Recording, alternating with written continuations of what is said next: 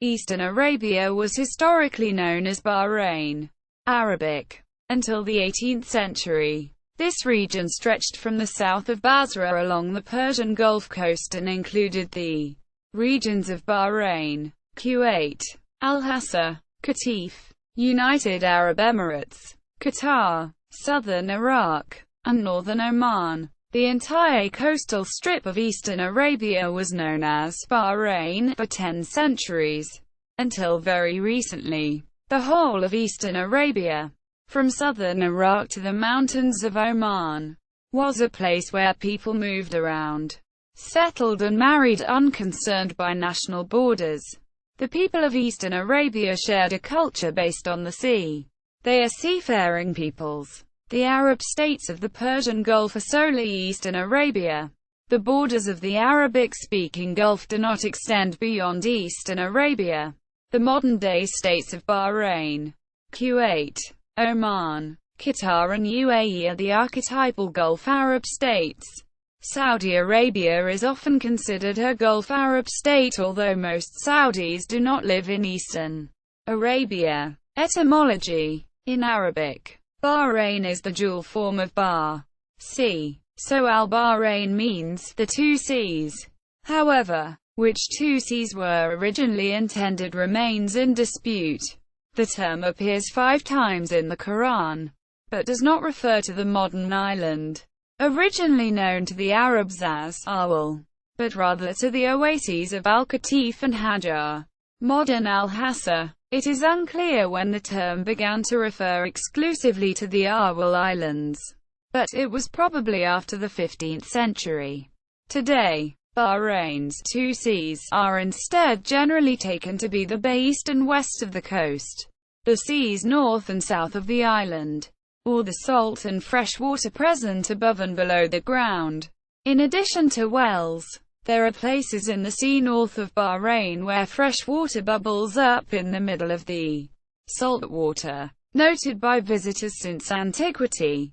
An alternate theory offered by Al-Hasa was that the two seas were the Great Green Ocean and a peaceful lake on the mainland. Still another provided by Al-Jawahiri is that the more formal name Bahri, lit. belonging to the sea, would have been misunderstood and so was opted against. The term Gulf Arab solely refers, geographically, to inhabitants of Eastern Arabia. The term Khalijis is often misused to identify all the inhabitants of the Arabian Peninsula population. The inhabitants of Eastern Arabia's Gulf Coast share similar cultures and music styles such as Fijiri, Sort and Liwa. The most noticeable cultural trait of Eastern Arabia's Gulf Arabs is their orientation and focus towards the sea. Maritime-focused life in the small Gulf Arab states has resulted in a sea-oriented society where livelihoods have traditionally been earned in marine industries. The Arabs of Eastern Arabia speak a dialect known as Gulf Arabic. Most Saudis do not speak Gulf Arabic because most Saudis do not live in Eastern Arabia. There are approximately 2 million Gulf Arabic speakers in Saudi Arabia, mostly in the coastal eastern region.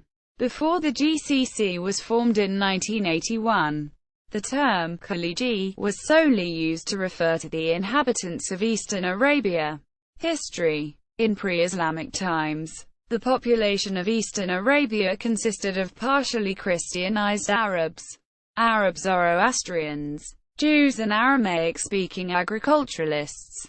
Some sedentary dialects of Eastern Arabia exhibit Akkadian, Aramaic and Syriac features. The sedentary people of pre-Islamic Bahrain were Aramaic speakers and to some degree Persian speakers, while Syriac functioned as a liturgical language. Dilmun appears first in Sumerian cuneiform clay tablets dated to the end of 4th millennium BC, found in the temple of goddess Inanna, in the city of Uruk. The adjective Dilmun is used to describe a type of axe and one specific official. In addition, there are lists of rations of wool issued to people connected with Dilmun. Dilmun was mentioned in 2 letters dated to the reign of Berna Berish II. C. 1370 BC, recovered from Nippur, during the Kassite dynasty of Babylon. These letters were from a provincial official, Ili at Basra, in Dilmun, to his friend Enlil-Kidani in Mesopotamia. The names referred to are Akkadian. These letters and other documents hint at an administrative relationship between Dilmun and Babylon at the time. Following the collapse of the Kassite dynasty, Mesopotamian documents make no mention of Dilmun with the exception of Assyrian inscriptions dated to 1250 BC which proclaimed the Assyrian king to be king of Dilmun and Melarah. Assyrian inscriptions recorded tribute from Dilmun. There are other Assyrian inscriptions during the first millennium BC indicating Assyrian sovereignty over Dilmun. Dilmun was also later on controlled by the Kassite dynasty in Mesopotamia. One of the early sites discovered in Bahrain indicate that Sennacherib, king of Assyria, 707 to 681 BC, attacked northeast Persian Gulf and captured Bahrain. The most recent reference to Dilmun came during the Neo-Babylonian dynasty. Neo-Babylonian administrative records, dated 567 BC, stated that Dilmun was controlled by the king of Babylon. The name of Dilmun fell from use after the collapse of Neo-Babylon in 538 BC. There is both literary and archaeological evidence of extensive trade between ancient Mesopotamia and the Indus Valley Civilization, probably correctly identified with the land called Melarah in Akkadian. Impressions of clay seals from the Indus Valley city of Harappa were evidently used to seal bundles of merchandise, as clay seal impressions with cauda sac marks on the reverse side testify. A number of these Indus Valley seals have turned up at Ur and other Mesopotamian sites. The Persian Gulf types of circular, stamped, rather than rolled, seals known from Dilmun, that appear at Lothal in Gujarat, India, and Failaka, as well as in Mesopotamia, a convincing corroboration of the long-distance sea trade. What the commerce consisted of is less known. Timber and precious woods, ivory, lapis lazuli, gold, and luxury goods such as carnelian and glazed stone beads, pearls from the Persian Gulf, shell and bone inlays, were among the goods sent to Mesopotamia in exchange for silver, tin, wool and textiles, olive oil and grains. Copper ingots from Oman and bitumen which occurred naturally in Mesopotamia may have been exchanged for cotton textiles and domestic fowl, major products of the Indus region that are not native to Mesopotamia. Instances of all of these trade goods have been found. The importance of this trade is shown by the fact that the weights and measures used at Dilmun were in fact identical to those used by the Indus, and were not those used in southern Mesopotamia. The ships of Dilmun, from the foreign land, brought him wood as a tribute. Mesopotamian trade documents, lists of goods, and official inscriptions mentioning Melarah supplement Harappan seals and archaeological finds. Literary references to Melarah trade date from the Akkadian, the 3rd dynasty of Ur, and Al-Hasa periods, c. 2350–1800 BC. But the trade probably started in the early dynastic period, c. 2600 BC. Some Melarah vessels may have sailed directly to Mesopotamian ports, but by the Al-Hasa period, Dilmun monopolized the trade. The Bahrain National Museum assesses that its golden age lasted from c. 2200 BC to 1600 BC. Discoveries of ruins under the Persian Gulf may be of Dilmun. In the Mesopotamian epic poem Epic of Gilgamesh, Gilgamesh had to pass through Mount Mashu to reach Dilmun. Mount Mashu is usually identified with the whole of the parallel Lebanon and anti-Lebanon ranges, with the narrow gap between these mountains constituting the tunnel. Dilmun, sometimes described as the place where the sun rises, and the land of the living, is the scene of some versions of the Sumerian creation myth, and the place where the deified Sumerian hero of the flood, Utnapishtim, Ziusudra, was taken by the gods to live forever. Thorkild Jacobson's translation of the Eridu Genesis calls it Mount Dilmun, which he locates as a far-away, half-mythical place. Dilmun is also described in the epic story of Enki and Ninhursag as the site at which the creation occurred. The promise of Enki to Ninhursag, the Earth Mother, for Dilmun, the land of my lady's heart, I will create long waterways, rivers and canals, whereby water will flow to quench the thirst of all beings and bring abundance to all that lives. Ninlil, the Sumerian goddess of air and south wind, had her home in Dilmun. It is also featured in the Epic of Gilgamesh. However, in the early epic, Enmerkar and the Lord of Aratta, the main events, which center on Enmerkar's construction of the ziggurats in Uruk and Eridu, are described as taking place in a world before Dilmun had yet been settled. Gerra, Arabic, was an ancient city of eastern Arabia, on the west side of the Persian Gulf.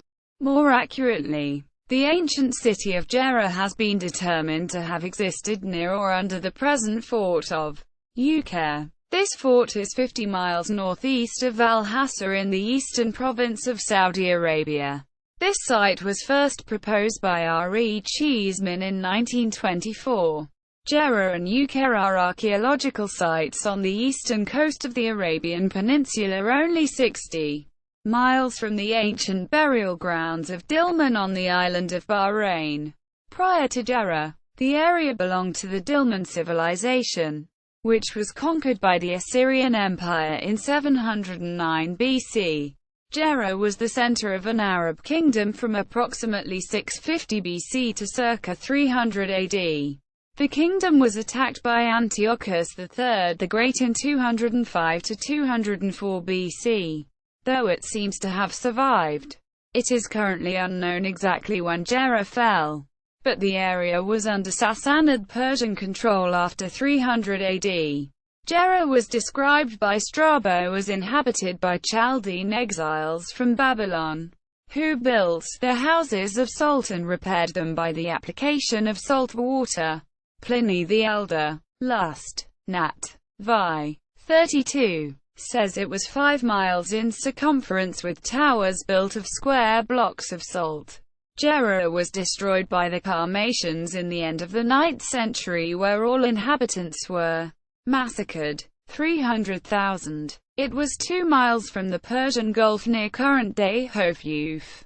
The researcher Abdulkhalik al-Janbi argued in his book that Gerra was most likely the ancient city of Hajjah, located in modern-day Al-Hasa, Saudi Arabia. Al-Janbi's theory is the most widely accepted one by modern scholars, although there are some difficulties with this argument given that Al-Hasa is 60 kilometers inland and thus less likely to be the starting point for a trader's route, making the location within the archipelago of islands comprising the modern Kingdom of Bahrain, particularly the main island of Bahrain itself.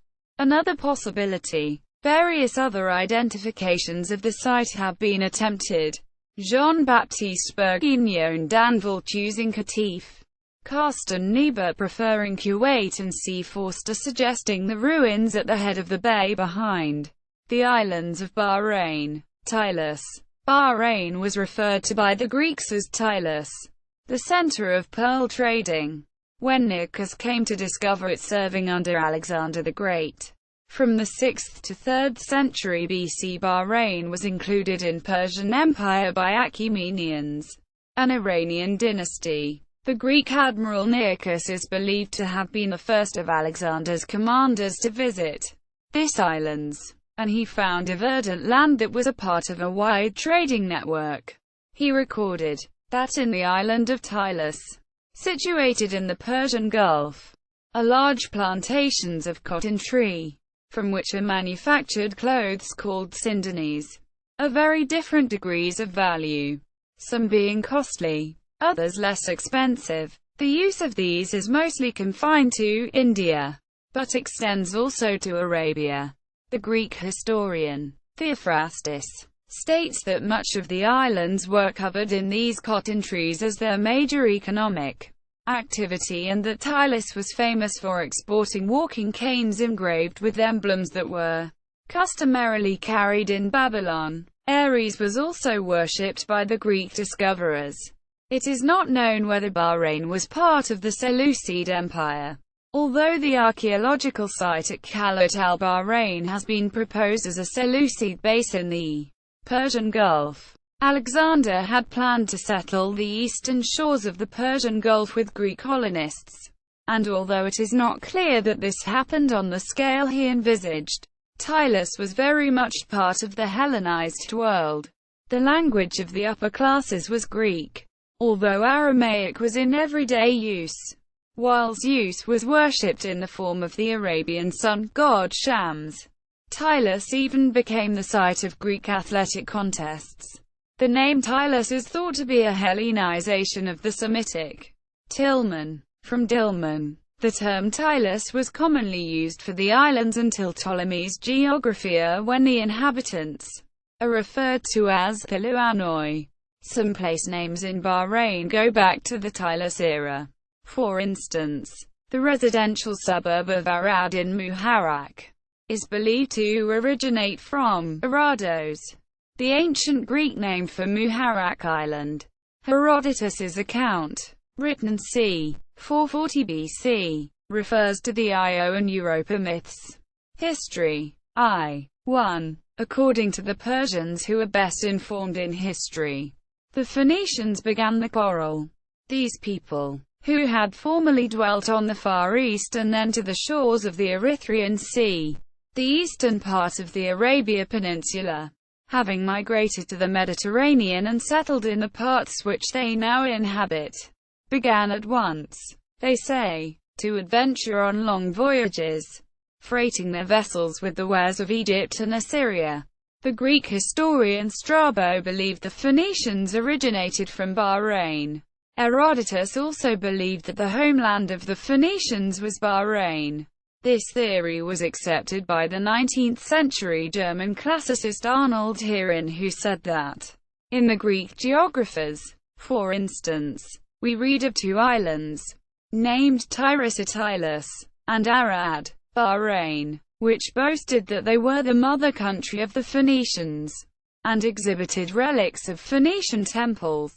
The people of Tyre in particular have long maintained Persian Gulf origins, and the similarity in the words Tylos and Tyre has been commented upon. With the waning of Seleucid Greek power, Tylos was incorporated into Caracena Mycenaean, the state founded in what today is Kuwait by Hyspaosines in 127 BC. A building inscriptions found in Bahrain indicate that Hyspaosines occupied the islands, and it also mention his wife, Thalassia. Parthian and Sassanid. From the 3rd century BC to arrival of Islam in the 7th century AD, Eastern Arabia was controlled by two other Iranian dynasties of Parthians and Sassanids. By about 250 BC, Seleucids lost their territories to Parthians, an Iranian tribe from Central Asia. Parthian dynasty brought the Persian Gulf under their control and extended their influence as far as Oman. Because they needed to control the Persian Gulf trade route, the Parthians established garrisons in the southern coast of Persian Gulf. In the 3rd century AD, the Sassanids succeeded the Parthians and held area until the rise of Islam 4 centuries later. Ardashir, the first ruler of Iranian Sasanians dynasty, marched forward Oman and Bahrain and defeats Sanatruk, or Sataran, probably the Parthian governor of Eastern Arabia. He appointed his son Shapur I as governor of Eastern Arabia. Shapur constructed a new city there and named it Batan Ardashir after his father. At this time, Eastern Arabia incorporated in the southern Sassanid province covering over the Persian Gulf's southern shore plus the archipelago of Bahrain. The southern province of the Sassanids was subdivided into three districts of Hagar, Hofuf, Saudi Arabia, Batan Ardashir, Al-Qatif province, Saudi Arabia, and Mishmahig, Muharraq, Bahrain, also referred to as Samahaj. In Middle Persian, Pahlavi means "you fish", included the Bahrain archipelago, which earlier called Aval, Beth Qatray. The Christian name used for the region encompassing northeastern Arabia was Beth Qatray, or the Isles. The name translates to region of the Qataris in Syriac, though it must be pointed out that Qatar is today expanded to include Bahrain, just as India was supposed to include the land from Afghanistan till Philippines. During those times it included Bahrain, Tarout Island, Al-Khat, Al-Hasa, and Qatar. By the 5th century, Beth Qatray was a major center for Nestorian Christianity, which had come to dominate the southern shores of the Persian Gulf. As a sect, the Nestorians were often persecuted as heretics by the Byzantine Empire, but Eastern Arabia was outside the empire's control, offering some safety. Several notable Nestorian writers originated from Beth Qatray, including Isaac of Nineveh, Dardisho Qatraya, Gabriel of Qatar, and Ahob of Qatar. Christianity was blunted by the arrival of Islam in Eastern Arabia by 628. In 676, the bishops of Beth Qatray stopped attending synods, although the practice of Christianity persisted in the region until the late 9th century. The diocese of Beth Qatray did not form an ecclesiastical province, except for a short period during the mid to late 7th century. They were instead subject to the Metropolitan of Fars. In 410, according to the Oriental Syriac Church synodal records, a bishop named Batai was excommunicated from the church in Bahrain. It was also the site Eastern Arabia of worship of a bull deity called Awal. Worshippers reputedly built a large statue to Awal in Muharraq, although it has now been lost. And for many centuries after Tilas, the islands of Bahrain were known as Awal. Islam. From the time when Islam emerged in the 7th century until the early 16th century, the term Bahrain referred to the wider historical region of Eastern Arabia stretching from Basra to the Strait of Hormuz along the Persian Gulf coast. Eastern Arabians were amongst the first to embrace Islam. The Prophet Muhammad ruled Eastern Arabia through one of his representatives, Al-Ala al-Hadrami. Eastern Arabia embraced Islam in 629, the 7th year of Hijrah. During the time of Umar I, the famous companion of Muhammad, Abu Hurairah, was the governor of Eastern Arabia. Umar I also appointed Uthman bin Abi al-Ayyaz as governor of the area. Al-Khamis Mosque, founded in 692, was one of the earliest mosques built in Eastern Arabia. In the era of Umayyad Caliph Umar II, the expansion of Islam did not affect Eastern Arabia's reliance on trade, and its prosperity continued to be dependent on markets in India and Mesopotamia. After Baghdad emerged as the seat of the Caliph in 750 and the main center of Islamic civilization, Eastern Arabia greatly benefited from the city's increased demand for foreign goods, especially from China and South Asia. Eastern Arabia, specifically Bahrain, became a principal center of knowledge for hundreds of years, stretching from the early days of Islam in the 6th century to the 18th century. Philosophers of Eastern Arabia were highly esteemed, such as the 13th century mystic Sheikh Maytham al-Bahrani, died in 1299. The mosque of Sheikh Maytham and his tomb can be visited in the outskirts of the capital, Manama, near the district of Muhuz. The Qarmatian Republic. In the end of the 3rd Hijri century, Abu Sa'id al-Hasan al-Janabi led the revolution of al-Karamita. a rebellion by a messianic Ismaili sect originating in Kufa in present-day Iraq. Al-Janabi took over the city of Hajr, Bahrain's capital at the time, and Al-Hasa, which he made the capital of his republic. Once in control of the state, he sought to create a utopian society. The Qarmatians' goal was to build a society based on reason and equality. The state was governed by a council of 6 with a chief who was a first among equals. All property within the community was distributed evenly among all initiates. The Qarmatians were organized as an esoteric society but not as a secret one. Their activities were public and openly propagated, but new members had to undergo an initiation ceremony involving 7 stages. The Qarmatian worldview was one where every phenomenon repeated itself in cycles, where every incident was replayed over and over again, a concept similar to the cycle of life and karma. For much of the 10th century, the Qarmatians were the most powerful force in the Persian Gulf and Middle East, controlling the coast of Oman, and collecting tribute from the Abbasid Caliph in Baghdad and from the rival Ismaili Fatimid Caliph in Cairo, whom they did not recognize. The land they ruled over was extremely wealthy with a huge slave-based economy according to academic Yitzhak Nakash. The Qarmatians were defeated in battle in 976 by the Abbasids, which encouraged them to look inward to build their utilitarian society. Around 1058, a revolt on the island of Bahrain led by 2 Shia members of the Abd al-Qais tribe, Abul Balul al-Awwam and Abul Walid Muslim, precipitated the waning of Qarmatian power and eventually the ascendancy to power of the Unids, an Arab dynasty belonging to the Abd al-Qais tribe.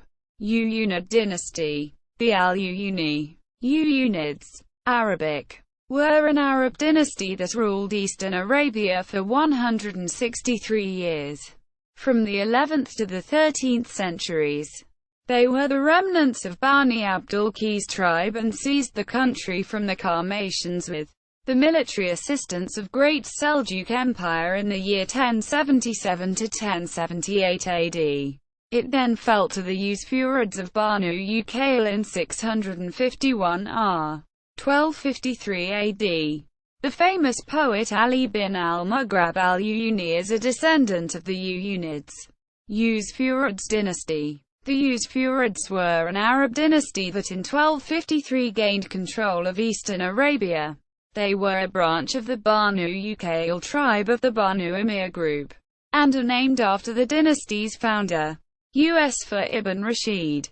They were initially allies of the Qarmatians and their successors, the Unids, but eventually overthrew the latter and seized power themselves. The Usfurids' takeover came after Unid power had been weakened by invasion in 1235 by the Salgharid Atabeg of Fars. The Usfurids had an uneasy relationship with the main regional power at the time, the Persian princes in Hormuz, who took control of Bahrain and Qatif in 1320. However, the Hormuzi rulers did not seem to have firm control of the islands, and during the 14th century Bahrain was disputed as numerous neighbors sought tribute from the wealth accumulated from its pearl fisheries. In the 15th century another branch of the Banu Emir emerged, the Jabrids, who built a more stable polity in eastern Arabia. Jawinid dynasty. The Jawinid dynasty was a Shia dynasty that ruled eastern Arabia in the 14th century. It was founded by Jawin ibn Nasser and was based in Qatif. The dynasty was a vassal of the Kingdom of Ormus. The Jawinids belonged to the clan of Bani Malik. It is disputed whether they belonged to the Banu Uqayl, the tribe of their predecessors the Usfurids and their successors the Jabrids, or to the Banu Abd al-Qais, to whom the Unid dynasty, 1076 to 1235, belonged. The Jawinids came to power sometime in the 14th century. After expelling the forces of Sa'id ibn Muhammad, the chief of the Muntafiq tribe based in the Iraqi city of Basra. Contemporary sources such Ibn Battuta and Ibn Hajar describe the Jawanids as being extreme Rawafi, a term for Shiites who rejected the first three caliphs, while a 15th-century Sunni scholar from Egypt describes them as being remnants of the Qarmatians. Historian Wan Kol concludes from this that they were Ismailis. However, the Twelver Shiite sect was promoted under their rule, and Twelver scholars held the judgeships and other important positions, including the chief of the Hizbah. Also, unlike under the Qarmatians, Islamic prayers were held in the mosques under Jawanid rule, and prayer was called under the Shiite formula. A Twelver scholar of the 14th century, Jamaluddin al-Mutafwa, belonged to the House of Jarwin. According to al-Humaydan, who specialized in the history of Eastern Arabia, the Jawanids were Twelvers, and the term Karamita was used simply as an epithet for Shiite. Quote, Jabrids. The Jabrids, Arabic, or were a dynasty that dominated Eastern Arabia in the 15th and 16th centuries. They were descendants of the tribe of Uqayl, a branch of Bani Amir. Their most prominent ruler was Ajwad ibn Zamal, who died in 1507. He was described by his contemporaries as having been of Najdi origin. Ajwad's elder brother had earlier established the dynasty in the early 15th century by deposing, in killing the last Jawanid ruler in Qatif. At their height, the Jabrids controlled the entire Arabian coast on the Persian Gulf, including the islands of Bahrain, and regularly led expeditions into Central Arabia and Oman. One contemporary scholar described Ajwad ibn Zamal as the king of Al-Hasa and Qatif and the leader of the people of Najd. Following his death, his kingdom was divided among some of his descendants, with Migran ibn Zamal, possibly his grandson, inheriting Al-Hasa, Qatif, and Bahrain. Migran fell in battle in Bahrain in a failed attempt to repel an invasion of Bahrain by the Portuguese in 1521. The Jabrid kingdom collapsed soon afterwards on the mainland, after an invasion of Al-Hasa by Muntafiq tribe of Basra, and later by the Ottoman Turks. One branch of the Jabrids remained active in Oman, however, for nearly another 3 centuries. It is unknown for sure what became of the non-Omani Jabrids. Some believe they left to Iraq, while others believe they are identical with the Jabr section of the Bani Khalid Confederation, who eventually took control of the region after the Jabrids. Bani Khalid Emirate, First Khalidi Emirate. The main branches of the tribe are the Al-Humayd, the Jubor, the Duam, the Al-Jana, the Grusha, the Al-Muzalim, the Amaya, the Al-Sabri and the Mahashir. The chieftainship of the Bani Khalid has traditionally been held by the clan of Al-Humayd. The Bani Khalid dominated the deserts surrounding the Al-Hasa and Al-Qatif oases during the 16th and 17th centuries. Under Barak ibn Gharaya of the Al-Humayd, the Bani Khalid were able to expel Ottoman forces from the cities and towns in 1670 and proclaim their rule over the region. Ibn Gharaya made his capital in Al-Mubaraz, where remnants of his castle stand today. According to Arabian folklore, one chief of the Bani Khalid attempted to protect the prized desert-busted Habari from extinction by prohibiting the Bedouin in his realm from poaching the birds' eggs, earning the tribe the appellation of protectors of the eggs of the Habari, an allusion to the chief's absolute supremacy over his realm. The first chieftain of the Khawalid was Hadari religion, like a vast majority of their subject people. In time the Khalidites adopted Shia Islam if they were not already so at the time of their ascendancy. This led to a lasting animosity between them and the staunchly anti-Shia Wahhabis and the House of Saud. From the mid-18th century to the present fall to the Saudis, The Bani Khalid of eastern Arabia maintained ties with members of their tribe who had settled in Nejd during their earlier migration eastwards, and also cultivated clients among the rulers of the Nejd towns, such as the Al-Mu'ammar of Al-Uyayna. When the Emir of Uyayna adopted the ideas of Muhammad ibn Abd al-Wahhab, the Khalidi chief ordered him to cease support for Ibn Abd al-Wahhab and expel him from his town. The Emir agreed, and Ibn Abd al-Wahhab moved to neighboring Diriyah, where he joined forces with the Al-Saud. The Bani Khalid remained staunch enemies of the Saudis and their allies and attempted to invade Nejd and Diriyah in an effort to stop Saudi expansion. Their efforts failed, however, and after conquering Nejd, the Saudis invaded the Bani Khalid's domain in Al-Hasa and deposed the Al-Uraiya in 1793. Return and fall from power. When the Ottomans invaded Arabia and deposed the Al-Saud in 1818, they reoccupied Al-Hasa and Al-Qatif and reinstated members of the Al-Uraiya as governors of the region on their behalf. The Bani Khalid were no longer the potent military force they once were at this time, and tribes such as the Ajman, the Dawazir, Subay, and Mutayir began encroaching on the Bani Khalid's desert territories. They were also beset by internal quarrels over leadership.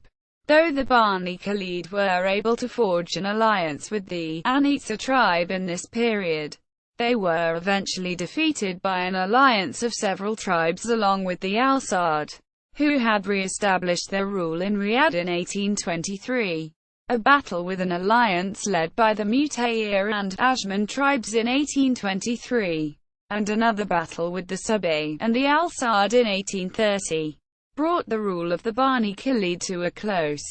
The Ottomans appointed a governor from Bani Khalid over Al-Hasa once more in 1874, but his rule also was short-lived. See also Dilmun, Gerra. References